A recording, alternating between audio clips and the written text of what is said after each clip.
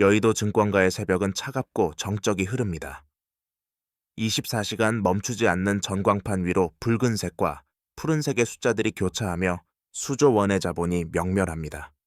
이 차가운 숫자의 나열 속에서 누군가는 거대한 부를 일구고 누군가는 평생을 바쳐 일군 삶의 기반을 잃습니다. 시간을 거슬러 2020년 팬데믹의 공포가 전 세계 금융시장을 얼어붙게 했을 때 대한민국에는 유례없는 거대한 물결이 일었습니다. 이른바 동학개미 운동이라 불린 이 현상은 외인과 기관이 썰물처럼 빠져나간 자리를 평범한 시민들의 자본으로 메우며 시작되었습니다. 이번에는 다르다. 삼성전자는 결코 망하지 않는다는 확신은 하나의 시대적 신앙이 되었고, 영끌과 비투는 더 이상 위험한 도박이 아닌 생존을 위한 필수 전략으로 추앙받았습니다. 넘쳐나는 유동성 파티 속에서 개인 투자자들은 비로소 자본의 주인이 된 듯한 착각에 빠져들었습니다. 하지만 축제의 불이 꺼진 지금 우리 앞에 남겨진 성적표는 참혹하기만 합니다. 코스피 3,000포인트 돌파의 환희는 어느덧 신기루처럼 사라졌고, 대다수 개인 투자자의 계좌에는 씻기지 않는 손실의 상흔만이 깊게 패여 있습니다. 우리는 이제 냉정하게 물어야 합니다. 왜 주가는 언제나 개인들의 간절한 소망과는 반대로 움직였는가?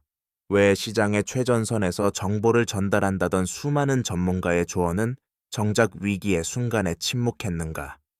이 다큐멘터리는 그 비극적인 간극 뒤에 숨겨진 실체를 추적하고자 합니다. 이것은 단순히 운의 문제가 아닙니다. 시장의 이면에는 일반인이 결코 넘을 수 없는 정보의 거대한 벽, 즉 정보 비대칭이라는 잔혹한 논리가 작동하고 있습니다. 외국계 헤지펀드의 초정밀 알고리즘 매매와 기관의 조직적인 공매도 전략 뒤에는 우리가 알지 못했던 차가운 계산과 냉소적인 예측이 숨어 있었습니다. 개인들이 유튜브와 커뮤니티의 단편적인 호재성 뉴스에 열광하며 장밋빛 미래를 꿈꿀 때, 거대 자본은 이미 미 연준의 금리 인상 궤적과 환율의 급격한 변동을 계산해 넣고 소리 없이 탈출구를 확보하고 있었습니다. 1997년 IMF 외환위기 당시 국가 부도의 징후를 미리 포착하고 대비했던 소수의 자본가들처럼 오늘날의 금융시장에서도 승자와 패자를 가르는 결정적 변수는 결국 정보의 질과 속도였습니다. 부의 이동은 우연히 일어나는 자연현상이 아닙니다. 그것은 철저하게 설계된 비대칭의 구조 안에서 누군가의 희생을 바탕으로 완성되는 약탈적 결과물입니다. 이제 우리는 그 잔혹한 자본의 민낯을 마주하고 왜 개미들이 이길 수 없는 싸움에 뛰어들 수밖에 없었는지 그 근원적인 이유를 파헤쳐 보려 합니다. 위기는 언제나 가장 화려한 축제의 정점에서 그 싹을 틔웁니다.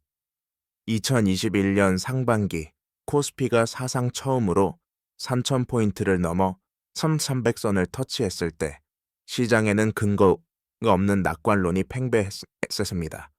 거리는 온통 주식 이야기뿐이었고 서점의 베스트셀러 코너는 재테크 서적들이 점령했습니다. 하지만 축제의 소음 속에서 시장의 본질적인 체력은 급격히 소진되고 있었습니다. 팬데믹 극복을 위해 전 세계적으로 풀린 유동성은 자산 가격을 비정상적으로 부풀렸고, 이는 필연적으로 인플레이션이라는 거대한 부메랑이 되어 돌아오고 있었습니다. 당시 한국의 소비자 물가 지수는 심상치 않은 상승 곡선을 그리기 시작했고, 시중 금리의 기준이 되는 국고채, 금리 역시 요동치고 있었습니다. 그러나 동학개미라 명명된 수백만의 개인 투자자들은 이러한 매크로 지표의 변화를 간과했습니다. 그들은 과거 10년간 이어져온 저금리 기조가 영원할 것이라 믿었으며 유동성 공급의 수도꼭지가 갑자기 잠길 리 없다고 확신했습니다. 하지만 외국인과 기관의 움직임은 정반대였습니다. 그들은 이미 썰물이 시작될 것을 예견하고 소리 없이 짐을 싸고 있었습니다. 2021년 한 해 동안 외국인이 코스피 시장에서 쏟아낸 매도 물량은 수십조 원에 달했습니다. 개인들이 저점 매수의 기회라며 열광하며 받아낸 그 물량은 사실 시장의 최상위 포식자들이 던진 탈출의 증거였습니다. 이때 주목해야 할 지표 중 하나가 바로 CDS, 신용부도 스왑, 프리미엄과 환율의 미묘한 변동이었습니다. 국가의 부도 위험을 나타내는 CDS 프리미엄은 소폭 상승하기 시작했고, 달러 대비 원화 환율은 서서히 1,200원 선을 위협하며 자본 유출의 전조 현상을 보였습니다. 거대 자본은 미국의 연준이 금리 인상 카드를 만지작거리는 순간부터 이미 포트폴리오를 재편하고 안전자산인 달러로 회귀하고 있었습니다. 정보의 최전선에 서 있는 이들에게 데이터는 곧 탈출 신호였지만 뒤늦게 시장에 뛰어든 개인들에게 그것은 그저 복잡한 숫자에 불과했습니다. 정보의 비대칭은 여기서부터 시작되었습니다. 누군가는 다가올 겨울을 준비하며 외투를 챙길 때 개인들은 여전히 한여름의 태양 아래서 축제가 계속되기를 기도하고 있었습니다. 그것이 앞으로 닥칠 거대한 자본의 역류와 그로 인한 개인들의 몰락을 알리는 서막이었습니다. 경제 충격이 발생하는 근본적인 원동력은 단순히 지표의 악화가 아니라 그 지표를 해석하고 대응하는 속도의 차이에서 발생합니다. 이른바 정보의 시차입니다. 거대 자본을 움직이는 외국인과 기관들은 전 세계 금융 허브에 뻗어있는 네트워크를 통해 미 연준의 금리 인상 시점과 폭을 이미 확률적 모델로 계산해 둡니다. 그들에게 데이터는 가공되지 않은 원석이 아니라 즉각적인 행동 지침입니다. 반면 개인 투자자들이 접하는 정보는 대개 뉴스의 잔해에 가깝습니다. 이미 시장 가격에 반영될 대로 반영되어 가치가 소멸한 정보들이 유튜브나 커뮤니티를 통해 확산하며 개인들을 유혹합니다. 여기서 정보 비대칭의 치명적인 함정이 드러납니다. 기관이 유동성 회수 타이트닝라는 전략적 후퇴를 시작할 때 개인들은 그들이 던진 물량을 저점 매수의 기회로 오판하며 오히려 레버리지를 극대화합니다. 유동성이란 시장의 혈액과도 같습니다. 금리가 낮을 때는 이 혈액이 넘쳐나 모든 자산의 결점을 덮어버리지만 금리가 인상되기 시작하면 혈액은 가장 약한 고리부터 빠져나갑니다. 기관들은 알고리즘 매매를 통해 소수점 단위의 금리 변화에도 즉각적으로 반응하며 포트폴리오를 청산합니다. 이 과정에서 발생하는 하락 압력은 고스란히 개인의 몫이 됩니다. 특히 신용융자나 주식담보대출을 활용한 개인들은 주가 하락 시 반대 매매라는 강제 청산 시스템에 노출됩니다. 이는 주가를 다시 하락시키는 악순환의 고리를 만듭니다. 기관과 외국인은 이 강제 청산 물량을 다시 싼값에 매집하는 기회로 활용합니다. 결국 정보의 비대칭은 단순히 누가 더 많이 하는가의 문제가 아니라 누가 더 안전하게 자본을 보존하며 타인의 손실을 수익으로 전환하는가의 구조적 수탈 체계로 작동하게 됩니다. 1997년 외환 위기 당시에도 국가 부도의 정보는 고위층과 소수의 글로벌 자본 사이에서만 공유되었습니다. 평범한 가장들이 금 모으기 운동에 동참하며 애국심에 호소할 때 정보 권력을 쥔 자들은 환차익과 헐값에 나온 우량 자산들을 쓸어 담고 있었습니다. 작금의 시장 역시 형태만 다를 뿐 정보의 독점이 부의 이동을 결정짓는 그 잔인한 본질은 조금도 변하지 않았습니다. 정보 비대칭이 초래하는 부의 파괴는 비단 한국만의 특수한 상황이 아닙니다. 자본의 흐름이 국경을 넘나드는 글로벌 시장에서 정보의 독점은 국가 전체의 부를 소수에게 이전시키는 가장 강력한 도구가 되어 왔습니다. 아르헨티나의 사례는 이를 극명하게 보여줍니다. 한때 세계 10대 경제 대국이었던 아르헨티나가 반복되는 채무 불이행과 초인플레이션에 빠졌을 때 정보를 선점한 상류층과 글로벌 자본은 페소화 가치가 폭락하기 직전 이미 모든 자산을 달러로 환전해 해외로 빼돌렸습니다. 남겨진 것은 정보가 없었던 평범한 시민들이었습니다. 은행 예금이 동결되는 코랄리토 조치 속에서 그들은 휴지 조각이 된 페소화를 쥐고 무너지는 삶을 지켜봐야만 했습니다.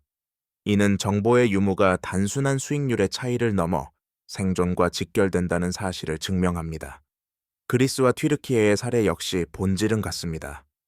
국가 부도 위기나 급격한 통화 가치 하락이 닥치기 전 시장의 내부자들과 거대 자본은 국채 수익률의 미묘한 변화와 CDS 프리미엄의 폭등을 보며 이미 탈출 전략을 완성했습니다.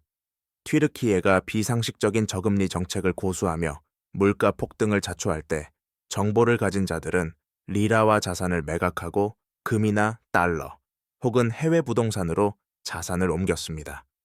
반면 국가의 선전을 믿고 리라화를 보유했던 서민들은 하루아침에 구매력의 절반을 상실했습니다.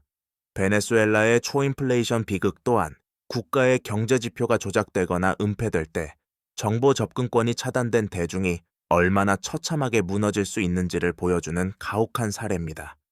이러한 글로벌 사례들은 공통적으로 정보의 격차가 계급의 격차로 고착화되는 과정을 보여줍니다. 한국의 동학개미들이 마주했던 현실 역시 이 거대한 세계적 흐름의 연장선에 있습니다.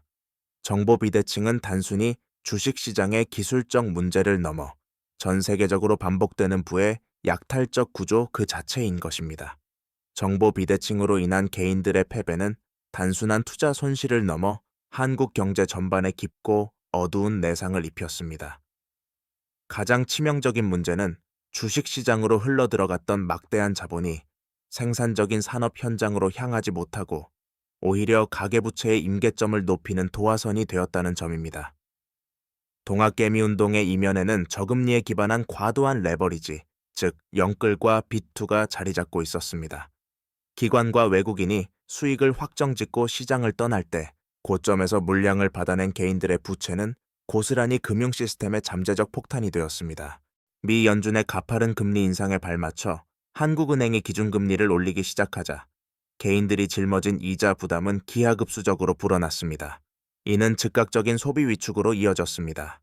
가처분 소득의 상당 부분이 대출 원리금을 갚는 데 투입되면서 내수 시장은 급격히 얼어붙었고 자영업자를 비롯한 서민 경제의 실핏줄은 터져나갔습니다. 더욱 심각한 것은 자산 불평등의 고착화입니다. 정보의 우위에 서서 하락장에서도 공매도나 선물 매도 등 다양한 해지 수단으로 자산을 지켜낸 자산가들과 달리 오직 상승에만 베팅할 수밖에 없었던 개인들은 자산 형성의 사다리를 상실했습니다. 이는 한국 사회의 고질적인 문제인 양극화를 더욱 심화시키는 결과를 초래했습니다. 부동산 시장으로 전이된 충격 또한 가공할 만했습니다. 주식시장에서 손실을 본 투자자들이 무리하게 취득했던 부동산 매물을 헐값에 내놓거나 전세 자금마저 주식에 투자했다가 보증금을 돌려주지 못하는 역전세난이 속출했습니다. 결국 정보 비대칭이 만들어낸 승패의 결과는 한 세대의 경제적 기반을 흔들고 한국 경제의 미래 성장 동력을 잠식하는 거대한 사회적 비용으로 치닫고 있습니다. 한때 희망으로 불렸던 개미들의 외침은 이제 고금리와 고물가라는 거대한 파도 앞에서 생존을 걱정해야 하는 절규로 변질되었습니다. 정보의 불균형이 초래한 이 불공정한 게임의 대가는 지금 이 순간에도 우리 경제의 가장 약한 고리들을 하나둘씩 파괴하며 그 영역을 넓혀가고 있습니다. 시장이라는 거대한 전장에서 정부와 중앙은행은 파수꾼이자 심판의 역할을 수행해야 합니다. 하지만 정보 비대칭이 극에 달했던 지난 몇 년간 정책 당국의 대응은 종종 시장의 속도를 따라가지 못하거나 오히려 시장의 혼란을 가중시키는 딜레마에 빠지곤 했습니다. 한국은행은 미 연준의 급격한 금리 인상이라는 거대한 파고 앞에서 독자적인 노선을 걷기 어려운 구조적 한계에 직면했습니다. 물가 안정을 위해 금리를 올려야 하지만 사상 최고치에 근접한 가계부채와 영끌족들의 이자 부담은 금리 결정을 주저하게 만드는 족쇄가 되었습니다. 이러한 정책의 지연은 결과적으로 정보를 선점한 기관들이 포트폴리오를 조정할 시간을 벌어준 반면 정부의 신호를 믿고 기다렸던 개인 투자자들에게는 탈출의 기회를 앗아가는 부작용을 낳았습니다. 금융당국이 내놓은 시장 안정화 대책들 역시 정보 비대칭의 장벽을 허물기에는 역부족이었습니다. 공매도 금지와 재개 과정에서 보여준 정책의 일관성 결여는 시장의 불확실성을 키웠고 이는 곧 외국인 자본의 이탈을 가속화하는 명분이 되었습니다. 특히 개인 투자자 보호를 위해 도입된 여러 규제는 때로 시장의 효율성을 저해한다는 비판에 직면했으며 기관과 외국인에게만 허용된 다양한 해지 수단과 정보 접근권은 여전히 기울어진 운동장을 유지하게 했습니다. 정부가 유동성 공급을 통해 시장을 지탱하려 할 때마다 그 유동성의 혜택은 정보의 상단에 위치한 자산가들에게 먼저 흡수되었고 그 여파로 발생한 인플레이션과 고금리의 고통은 오롯이 정보의 하단에 있는 서민들의 몫으로 남았습니다. 중앙은행의 통화정책이 시장에 전달되는 과정에서도 비대칭은 발생합니다. 한국은행이 기준금리 인상 신호를 보낼 때 시중은행들은 대출금리를 즉각적으로 올리며 자신들의 리스크를 개인에게 전가하지만 예금금리 인상에는 소극적인 태도를 보였습니다. 이러한 금융권의 비대칭적 금리 적용은 정보와 자금력이 부족한 개인이 거시 경제의 변화 속에서 얼마나 무력한 존재인지를 다시 한번 확인시켜 주었습니다. 결국 국가 시스템은 위기의 순간마다 전체 시스템의 안정이라는 명분 아래 가장 약한 고리인 개인들의 희생을 담보로 구조적 모순을 봉합해온 측면이 적지 않습니다. 이제 우리는 정부의 보호막조차 온전히 미치지 못하는 이 냉혹한 자본의 생태계에서 개인이 어떻게 스스로를 지키고 생존의 길을 모색해야 하는지 그 근본적인 전략을 고민해야 할 시점에 서 있습니다. 잔혹한 정보 비대칭의 전장에서 개인 투자자가 살아남기 위한 첫 번째 전략은 역설적이게도 시장의 속도를 따라잡으려는 욕망을 버리는 것입니다. 기관과 외국인은 초고속 네트워크와 알고리즘을 통해 0.01초의 찰나를 다투지만 개인이 그들과 속도로 경쟁하는 것은 필패의 전략입니다. 개인이 가질 수 있는 유일한 무기는 시간의 비대칭성입니다.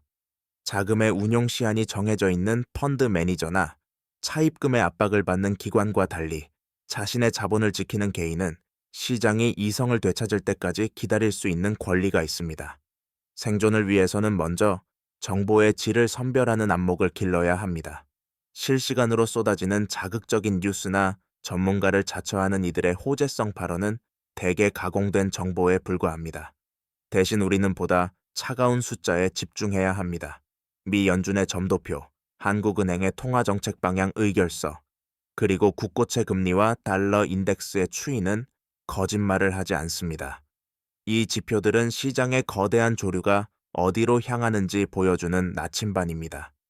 특히 금리는 모든 자산 가격의 중력과 같습니다. 중력이 강해지는 금리 인상기에는 수익을 낼 국리보다 자산을 지키고 부채를 줄이는 방어적 자세가 필수적입니다.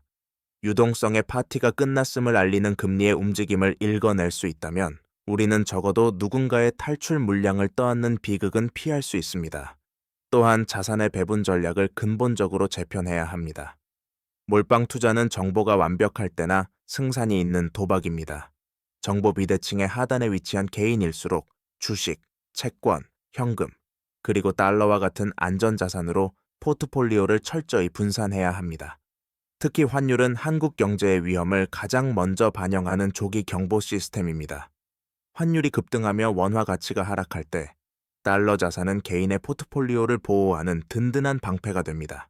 1997년 외환 위기와 2008년 금융위기 당시 불을 지키고 나아가 증식했던 이들은 단순히 주식을 잘 고른 사람들이 아니라 거시 경제의 흐름을 읽고 자산을 다각화했던 이들이었습니다. 정보의 비대칭을 극복하는 것은 그들과 똑같은 정보를 갖는 것이 아니라 그들이 통제할 수 없는 안전한 구조를 스스로 구축하는 데서 시작됩니다. 이제는 탐욕의 언어가 아닌 생존의 언어로 시장을 바라봐야 할 때입니다. 정보의 비대칭보다 더 무서운 것은 심리의 비대칭입니다.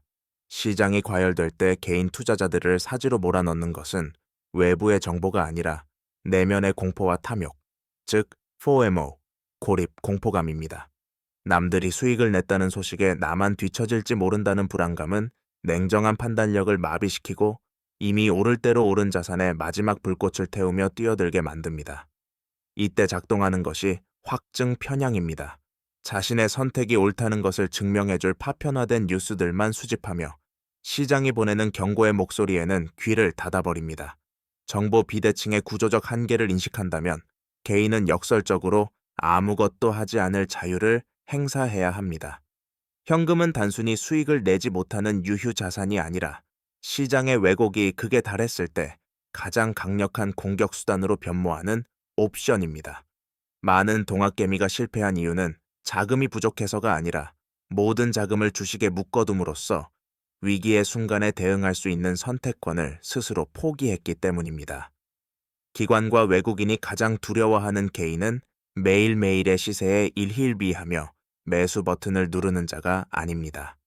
시장의 소음에서 벗어나 현금을 보유한 채 자산의 가격이 본질 가치 이하로 떨어질 때까지 집요하게 기다리는 개인입니다.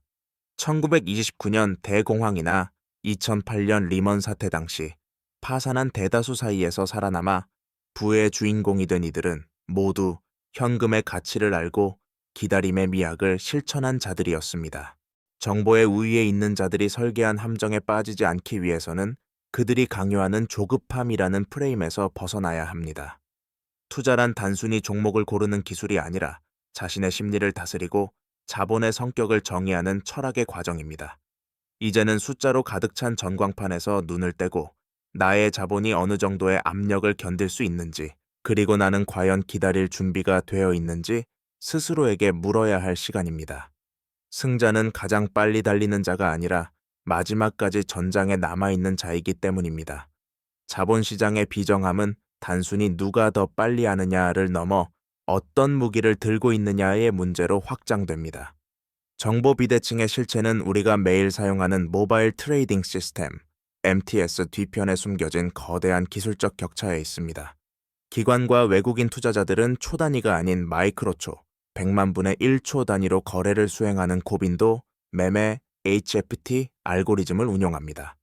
개인 투자자가 뉴스를 보고 스마트폰 화면을 터치하는 그 짧은 찰나에 거대 자본의 인공지능은 이미 수만 번의 연산을 마치고 최적의 가격으로 거래를 체결합니다.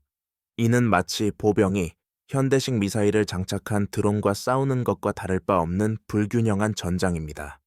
더욱이 기관들에게만 허용된 전용 회선과 거래소와의 물리적 거리 단축은 개인들이 결코 극복할 수 없는 기술적 장벽을 형성합니다. 기울어진 운동장의 정점에는 공매도라는 제도가 자리 잡고 있습니다. 주가가 하락할 때 수익을 내는 이 도구는 이론적으로 시장의 과열을 막는 순기능이 있다고 하지만 실제로는 자금력과 정보력을 갖춘 집단이 시장의 공포를 극대화하여 수익을 챙기는 수단으로 변질되곤 합니다. 개인 투자자들은 주가가 올라야만 수익을 얻을 수 있는 단방향의 구조에 갇혀 있는 반면 거대 자본은 상승과 하락 모든 방향에서 수익을 창출할 수 있는 양방향의 무기를 쥐고 있습니다. 이러한 구조적 차이는 하락장에서 더욱 극명하게 드러납니다. 주가가 급락할 때 기관은 공매도를 통해 손실을 방어하거나 오히려 이익을 극대화하지만 개인들은 자신의 자산이 녹아내리는 과정을 무력하게 지켜볼 수밖에 없습니다. 이것이 바로 동학개미들이 아무리 단합해도 거대 자본의 흐름을 거스르기 힘든 근본적인 이유입니다. 자본주의 시장이 표방하는 기회의 평등은 데이터의 처리 속도와 자금의 운용 효율성이라는 기술적 우위 앞에서 그 빛을 잃고 있습니다. 우리는 이제 이 시스템이 설계된 방식 자체를 의심해야 하며 단순히 열심히 공부하고 투자하는 것만으로는 이 거대한 구조적 모순을 돌파할 수 없음을 인정해야 합니다.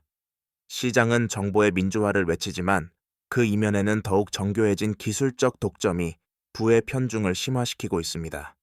정보의 격차가 기술의 격차로, 그리고 다시 자본의 격차로 이어지는 이 가혹한 연쇄고리 속에서 개인의 분투는 때로 허망한 몸부림에 그치기도 합니다.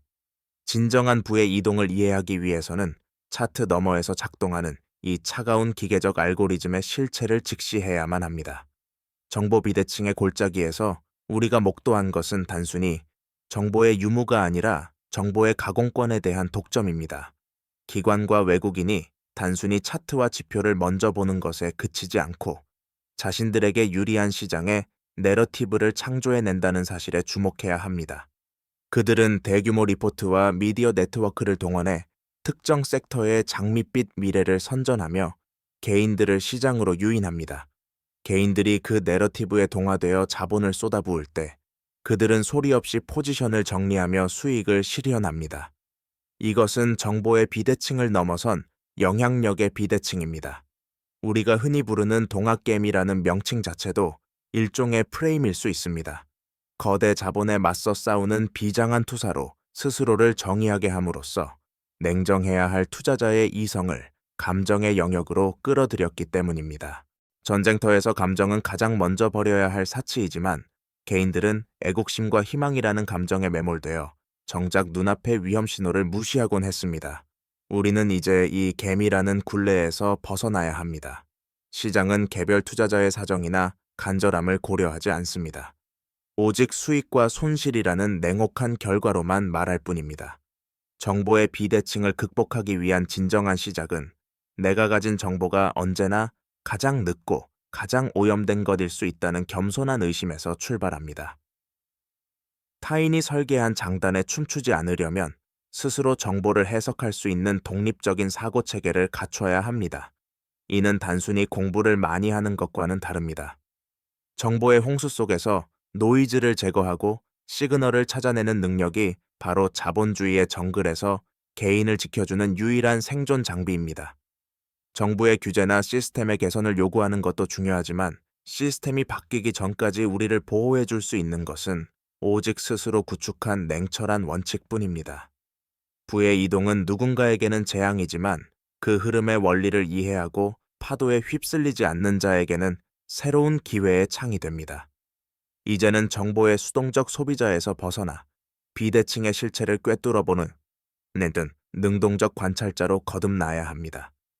자본의 정글에서 살아남은 소수의 개인들에게는 한 가지 공통된 법칙이 있습니다. 그들은 시장을 예측하려 하지 않고 오직 대응할 수 있는 구조를 만드는 데 집중했다는 점입니다. 정보 비대칭의 파고를 넘기 위해 우리가 가장 먼저 교정해야 할 것은 수익률에 대한 집착입니다. 기관과 외국인이 주도하는 정보의 선점 구조 속에서 개인의 높은 수익률은 대개 높은 리스크의 이면에 불과합니다. 진정한 생존 전략은 지지 않는 게임을 설계하는 것에서 시작됩니다. 이를 위해 우리는 것이 경제의 나침반이라 불리는 핵심 지표들을 일상의 언어로 해석할 수 있어야 합니다. 미 연준의 금리 결정이 나의 주택담보대출 이제 어떤 경로로 영향을 미치는지, 원달러 환율의 급등이 내가 투자한 기업의 원가 구조를 어떻게 파괴하는지, 그리고 국가 신용의 척도인 CDS 프리미엄이 요동칠 때 나의 자산 포트폴리오에서 무엇을 먼저 덜어내야 하는지를 본능적으로 감각해야 합니다. 이는 단순히 지식의 문제가 아니라 생존을 위한 지능, 즉 자본지능의 문제입니다. 1997년 IMF 외환위기 당시 대다수 국민이 금모으기 운동에 동참하며 고통을 분담할 때 것이 경제의 흐름을 읽었던 소수의 개인은 달러를 매집하고 헐값에 나온 우량 자산을 확보하며 부의 대이동을 자신의 기회로 만들었습니다. 그들이 특별한 내부 정보를 가졌던 것이 아닙니다. 오직 환율과 금리라는 시장의 기초적인 경고음을 외면하지 않았을 뿐입니다. 지금의 시장도 마찬가지입니다. 유동성이 메마르고 고금리가 지속되는 구간에서는 공격보다 수비가 훨씬 큰 수익을 가져다 줍니다. 현금을 보유하며 시장의 거품이 빠지기를 기다리는 것은 결코 도태되는 것이 아닙니다. 오히려 정보 비대칭이 만들어낸 가격의 왜곡이 정상화될 때 가장 강력한 화력을 쏟아부을 수 있는 에너지를 비축하는 과정입니다. 부의 이동은 언제나 조급한 자의 주머니에서 인내하는 자의 주머니로 향합니다. 기관과 외국인이 설계한 정보의 미로에서 길을 잃지 않는 유일한 방법은 그들이 만들어낸 속도전에 휘말리지 않고 나만의 시간 지평 위에서 냉정하게 자본을 운용하는 것입니다. 이것이 정보 비대칭이라는 거대한 벽을 무너뜨릴 수는 없어도 그 벽에 부딪혀 파산하지 않을 수 있는 개인의 유일한 필승 전략입니다. 다시 여의도의 전광판은 쉼없이 돌아갑니다. 누군가의 절망이 서린 숫자는 또 다른 누군가에게는 기회의 신호탄이 되기도 하는 냉혹한 순환의 반복입니다. 동학개미 운동이라는 이름으로 기록된 지난 몇 년간의 장대한 드라마는 우리에게 뼈아픈 교훈을 남겼습니다. 자본주의라는 거대한 바다에서 정보라는 돛도, 자금이라는 엔진도 없이 오직 열정만으로 거친 파도에 맞섰던 우리들의 모습은 그 자체로 처절했고 또 위대했습니다. 하지만 이제는 그 뜨거웠던 열기를 차가운 이성으로 갈무리해야 할 때입니다. 시장은 결코 우리를 배려하지 않으며 정보 비대칭이라는 견고한 벽은 앞으로도 더욱 정교한 기술과 자본의 이름으로 우리 앞을 가로막을 것입니다. 하지만 기억하십시오. 부의 이동은 멈추지 않는 파도와 같아서 오늘 누군가에게서 빠져나간 부는 반드시 다른 곳에서 새로운 흐름을 형성합니다. 그 흐름을 포착하는 힘은 단편적인 뉴스나 타인의 조언이 아니라 고통스러운 손실의 경험을 통해 얻은 냉철한 통찰과 기다림의 미학에서 나옵니다. 우리는 1997년의 외환위기를 넘겼고 2008년의 금융대란을 견뎌냈으며 이제 다시 한번 고금리와 고물가라는 긴 터널을 지나고 있습니다. 위기는 언제나 부의 지도를 다시 그리는 거대한 펜과 같습니다. 그 펜이 나의 삶을 지우는 도구가 될지 아니면 새로운 기회의 문장을 쓰는 도구가 될지는 결국 시장을 바라보는 우리의 태도에 달려 있습니다. 돈은 단순히 숫자의 나열이 아닙니다. 그것은 누군가의 땀방울이자 한 가족의 내일이며 우리 사회를 지탱하는 신뢰의 총합입니다. 정보 비대칭의 실체를 확인한 지금 우리가 가져야 할 진정한 무기는 거창한 투자 기법이 아니라 삶을 지키는 지혜입니다. 조급함에 등 떠밀려 낭떠러지로 향하지 않는 용기, 남들의 환호 소리에 휩쓸리지 않고 나만의 속도를 유지하는 평정심, 그리고 실패를 자양분 삼아 다시 일어설 수 있는 회복 탄력성이야말로 자본주의라는 정글에서 우리가 가질 수 있는 최후의 생존 전략입니다. 동학개미라는 이름의 거대한 물결은 비록 상처를 남겼을지언정 우리 모두를 더 성숙한 투자자로, 더 단단한 경제적 주체로 단련시켰습니다. 어두운 밤이 지나면 반드시 새벽이 오듯 자본의 겨울 또한 인내하는 자들에게 반드시 봄의 수확을 허락할 것입니다.